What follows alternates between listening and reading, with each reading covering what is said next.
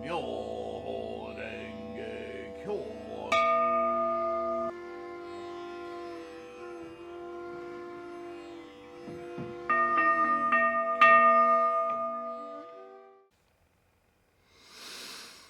Namo Myoho Renge Kyo, Namo Myoho Renge Kyo, Namo Myoho Renge Kyo. Hi, how you feeling today? Good, I hope. Secure? If you hear that little sound in the background, I apologize. Sounds like a distant railroad track. It's actually a fan in this computer, this laptop, that's making a little bit of noise. Oh well. As long as it's working and taking images and recording, I'm okay. Today, we're going to talk about an ancient term that we've seen in movies and TV shows and print, all kinds of mythologies around the third eye. It actually comes up in the Lotus Sutra, but not as such. By the time we get to Mahayana and later Mahayana, the idea of the third eye, that analogy, that analog description is no longer used in Buddhism. But it was effective at first to get people to understand the difference between what we see with our two samsaric eyes, our eyes of identification, and to posit a third type of seeing that isn't based on the Saha world, on the idea of ownership and collection and craving and clinging and identifying, but a seeing that is more about the nature of all phenomena, the engine of life. That kind of seeing is freed from identification, ownership, craving, all of that, because it isn't based on staticness of things. It's based on the momentum of things, the energy manifesting in a kaleidoscope of forms, from potential forming into a momentum of thingness, suchness. And so a third eye, not a physical eye, but a third eye in that our mind is capable of seeing what our two eyes are not. So, okay, we don't need to read the book. Anyway, back to Buddhism Reference.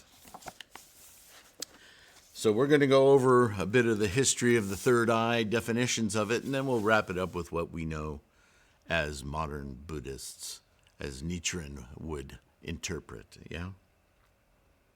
There are other terms for this metaphor. And in the very title, third eye, I put in parentheses, tuft of hair, because that's how it's usually referenced.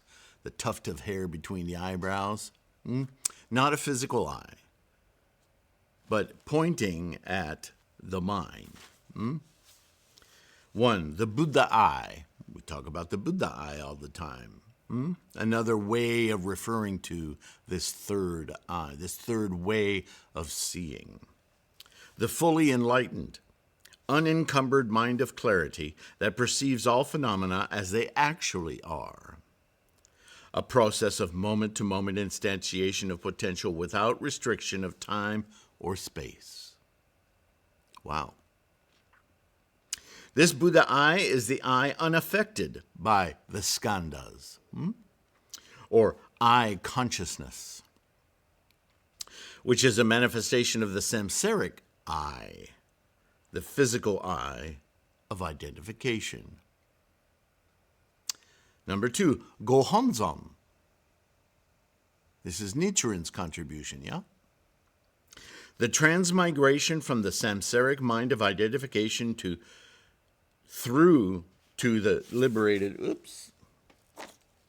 typo. Oh, we love our typos. Where's my pencil? We love our pencils too. Where did it go? Lost my pencil. All right, no big deal. Another A little thank you to our friend Melly Mel. How you doing, Mel? And where is it? There it is, right there. Point right to it.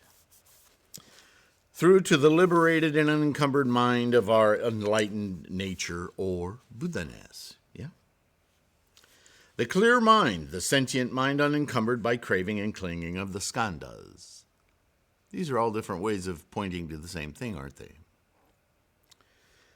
Omniscience, complete and perfect understanding of the engine of life as the flow of karmic instantiations moment to moment. All of these words you can look up separately, and this will make sense, right? All-knowing, the sentient mind freed from the attachments to ephemeral identification. Again, same thing. But when we see all-knowing, that's what we mean in Buddhism. The Buddha mind, the sentient mind fully disengaged with the database of our identifications with the physical worlds of influence, cravings, and clinging. Yet another way of saying the same thing. Buddhahood, our samsaric experience of the Buddha mind. That can be a little confusing. How is it our samsaric experience? Well, it's our samsaric experience because we experience it in this form, this saha world, this physical form, completely immersed in samsaric delusion, can escape with that third eye of Buddhahood and perceive the world, the universe, the cosmos, life correctly. Enlightenment, our fully realized self, quote unquote, as manifest moment to moment in the flow of experience. Right? The same law affects us. We are the engine of life, as everything is the engine of life. The transmigration of energies from quiescence, potential, through formations, and instantiations, expressions of those formations. Moment to moment to moment. Nothing is just still.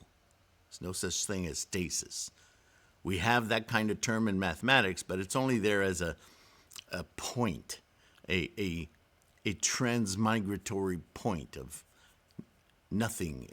There's before and there's after, only so that we can understand the process.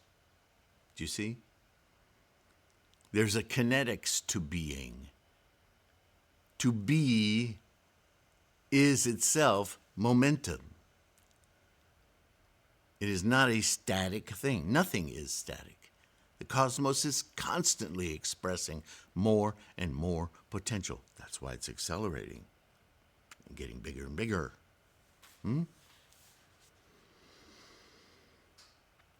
Revulsion, we've read that before too. How is that the third eye?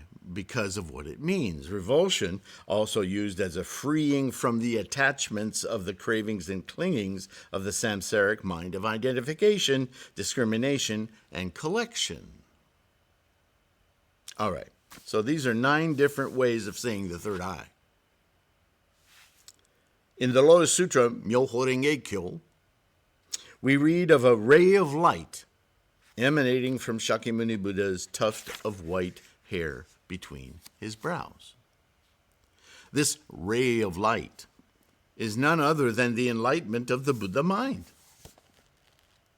And he shares it. This idea of the ray of light is also used in reference to the top knot on Shakyamuni's head, and refers to the same power of influence or assistance in liberating others, bodhisattva.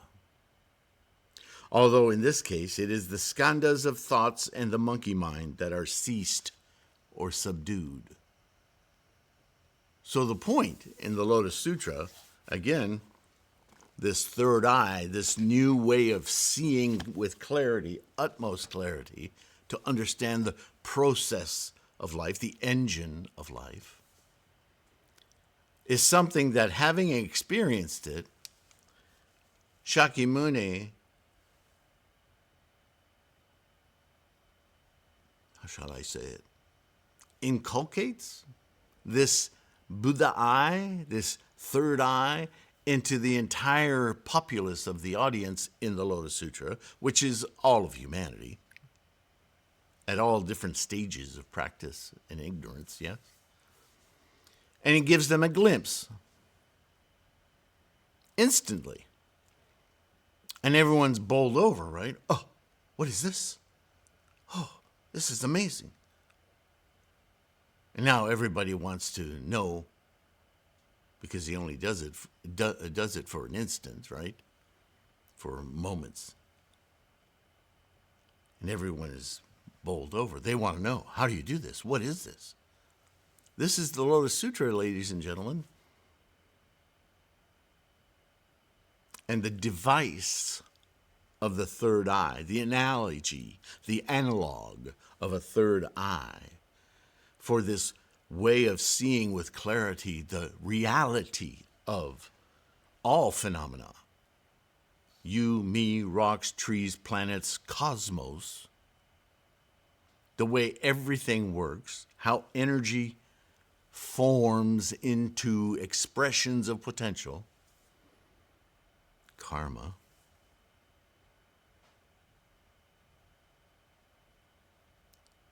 to witness it without attaching to it. Because it's happening so quickly and at such a huge scale, who has time to collect it? Just be in the flow. Namo Myoho Renge Kyo.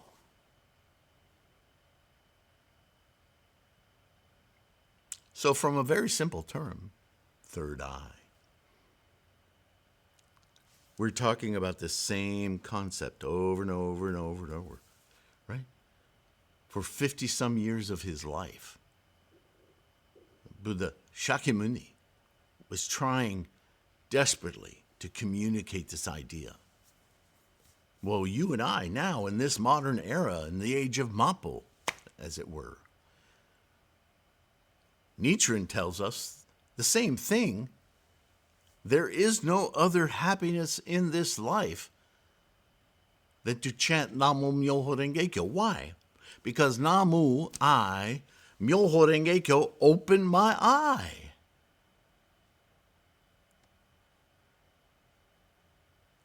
Through the transmigration of GoHonzon, which is my aim, my objective, not object, objective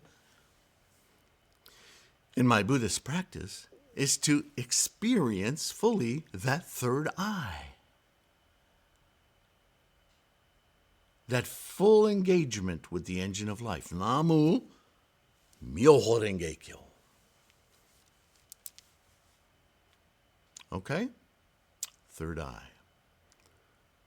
A lot of people who bring this up to you won't understand the depth of this meaning. And it's up to you whether you think they're ready to understand it. But what do you start with? Same thing we ended with. Namo Myoho Renge Kyo. Come, let's open your third eye. Chant with me. I've never heard of this. Well, what will it hurt to try it? We can talk about it, but not until we chant and at least lift that eyelid up a little bit so we can understand one another as best we can. Silly humans that we are. Thank you so much for listening. Thank you tremendously for your practice. I know it takes effort, some days more than others, yeah. But always the result. Yeah, keeps us going, doesn't it? Resolve. Okay, I will let you go. Enjoy the rest of your day. Enjoy your life. Savor your practice. Take care of your health. These are commands. I wish you the best of health and fortune. Until the next one, bye for now.